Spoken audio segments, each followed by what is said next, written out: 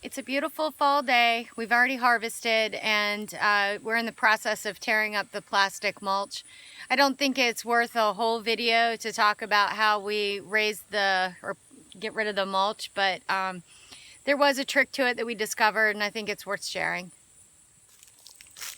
So I started a video when we pulled these rows to kind of go over what we were doing, but it was a really cranky day down here in the field, so we abandoned ship.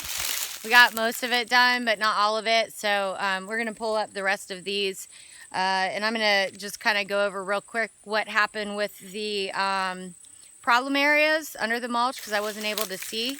Obviously with the mulch down, and then I want to dig up some of the roots and show what happened with the root structure. Also see what happened where the plants drowned out and where the plants were in the shade. When we started pulling the mulch, my daughter was grabbing one side of the plastic and I was grabbing the other. And we were just trying to like walk it back like we were tearing off a blanket. And what was happening was the dirt's just compacted and settled underneath the sides of the mulch. So it was ripping, and then I was having to go back and dig it up because I want a really clean crop area. I don't want to leave any garbage or trash down here. And that got really frustrating, and it was boiling lava hot outside. And what we discovered was that it was a lot easier to just grab the back I'm looking for here. Grab the back and then just like pull it like a sheet and have it pop out. So I'm gonna just do a couple of rows like to show that, but it's not really worth the whole video.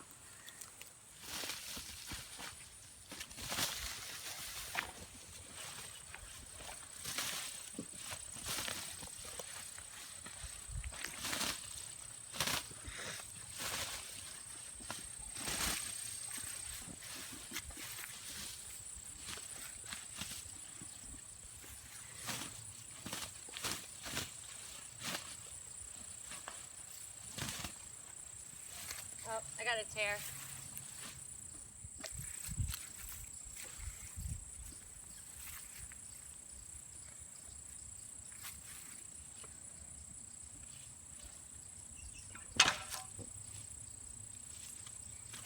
Okay.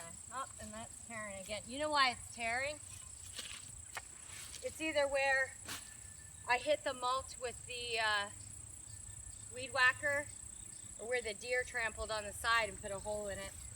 That's why it's tearing.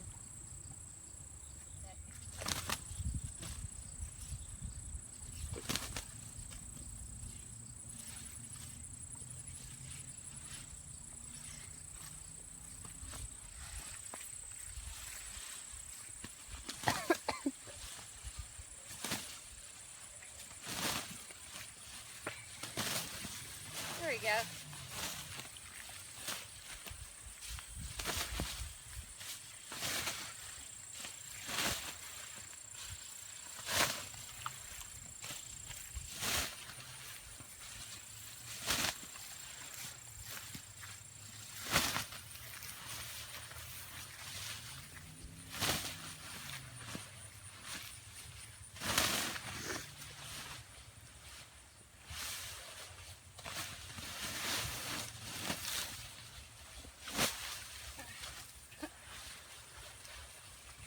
Okay.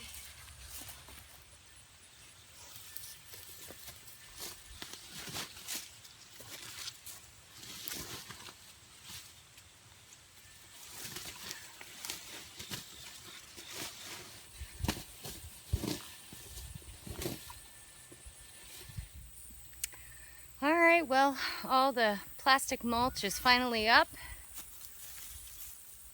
And the field's nice and cleaned up. Now I want to take a look at the rows to see how my problem areas, if there was anything going on underneath the mulch that might have caused those issues.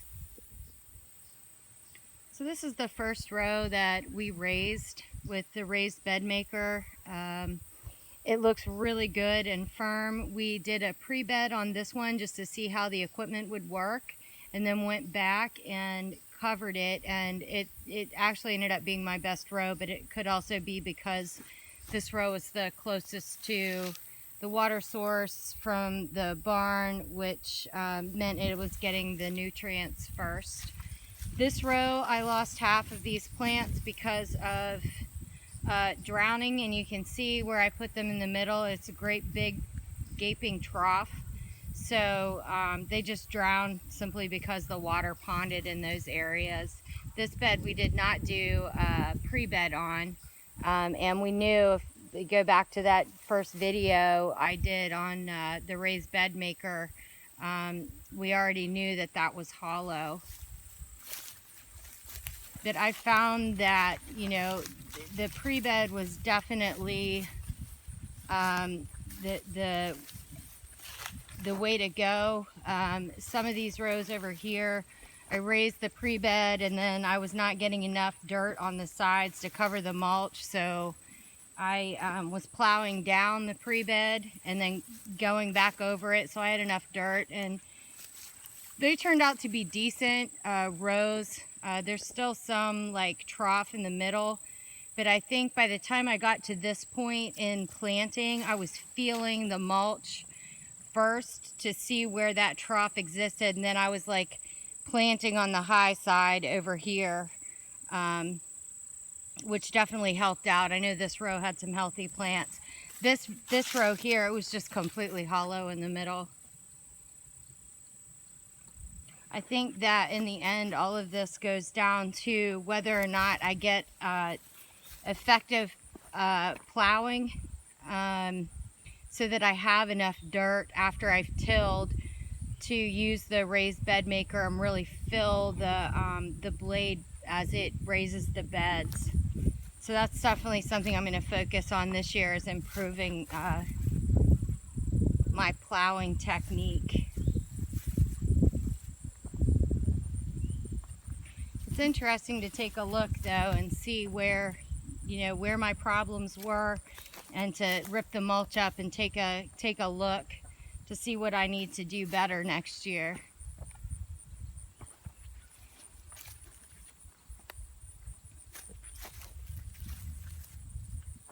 Now these plants were all tiny, but I at this point had pretty much figured out where I should and shouldn't plant just by feeling the mulch and feeling if it was hollow underneath. There were only a few plants in this row right here. Something else that I did was turn the water on in the barn, but I turned off all of the valves to the drip tape and turned them on one by one to see if I had any blowouts or leaks. And indeed I did. I lost one plant. It was a really big, beautiful plant, one of the healthier rows, and I ended up losing it just all of a sudden. I couldn't figure out why, what had happened to it, but there was literally a leak that I didn't hear or see in the drip right at that location, so it just drowned. So it's something that at least I'll know to check next year. So something I wanted to do out of curiosity was pull up a couple of these plants just to see what the root structure looked like, and compare like how they did and how they grew. Ooh, wow. This first row here did really, really well. These are the larger plants. I do notice right away that the soil that they were delivered in these solo cups, and they were planted in these little pods first and then transplanted into the solo cups as they got bigger. It's still, that solo cup soil is still right here, but they definitely grew out. And this plant, the roots grew not down, which I was concerned about with raising the beds, because there's hard pan like 6 inches below the dirt surface. I was afraid that they'd hit that and grow vertical, but they really grew out, horizontally. They really grew out to track down the drip tape, which is where all of the nutrients were coming. But I'll walk over to kind of show this root ball on this plant. There is some value in the roots. I just don't have a buyer for this year, so, oh gosh, look at how big this fruit is. As I get more involved with farming, maybe that's something I'll be able to take advantage of. Really neat. Now that plant was in a really healthy area, and I want to compare that with some that drowned out, and which I transplanted a lot of those that drown out anyway, and then also to compare the ones that grew in the shaded areas. So that's back here. Let me see, there's one. So this plant here was in the shade, but they grew really tall. Yeah, there's two side by side right here. They grew really tall, and they had about the same amount of flower on them as the others. They were just like stretched out between the nodes. I talked about that in one of my update videos.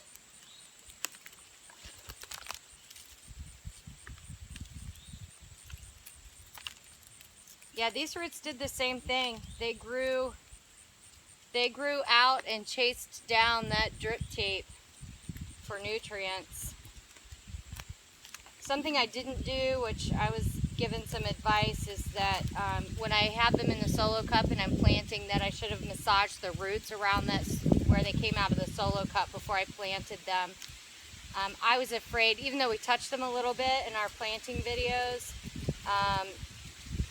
we talked about it while we were making them, and maybe it wasn't such a good idea to touch the roots, so we kept our fingers off after that, but probably the ones that we handled a little more did better.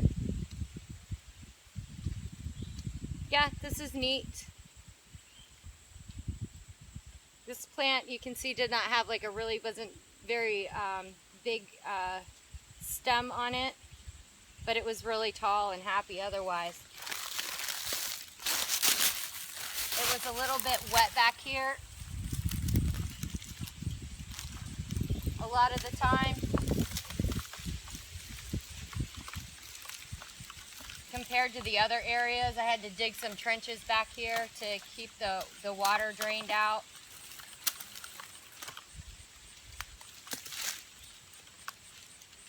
So this one didn't have quite that same bulky root structure to it. Let's see, just dig up a few more, see how they did.